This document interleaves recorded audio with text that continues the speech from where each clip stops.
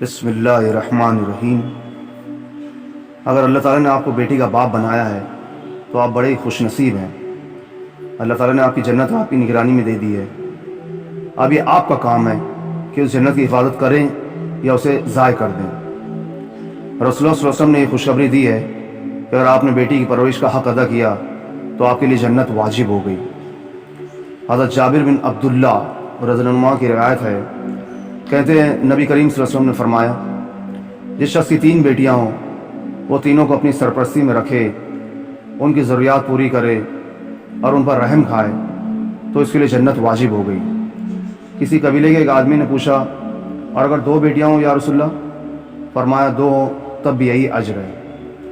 مشکات میں اسی مفہوم کی ایک اور روایت ہے جس کے راوی عبداللہ بن عباس رضی اللہ عنہ ہیں۔ ان کا بیان ہے کہ اگر لوگ ایک بیٹی کے بارے میں پوچھتے تو آپ صلی اللہ علیہ وسلم ایک کے بارے میں بھی یہی بشارت دیتے۔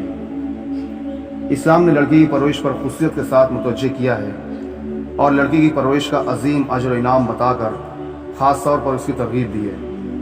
دراصل لڑکی ایک کمزور مخلوق ہے، برسوں تک اس کی پرورش اور کفالت کے بعد بھی اسے امید نہیں ہوتی کہ اس کا کچھ دنیاوی صلہ یا بدلہ والدین کو دے سکے گی یا کما کر لا سکے گی۔ اس سے کسی خدمت کی توقع بھی نہیں ہے، اس لیے کہ جو یہ خدمت کے لائق ہوتی ہے یہ کسی دوسرے کی خدمت کے لیے حوالے کر دی جاتی ہے۔ کوئی آڑا وقت آ جائے تو مدافعت کا حق بھی ادا نہیں کر سکتی۔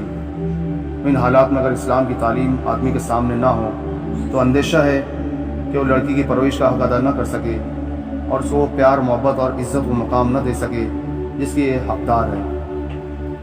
اس لیے ضروری ہے کہ ان ہدایات کی بار بار یاد دہانی کی جاتی رہے جو لڑکی کی پرورش سے متعلق خصوصیت کے ساتھ اسلام نے دی ہیں۔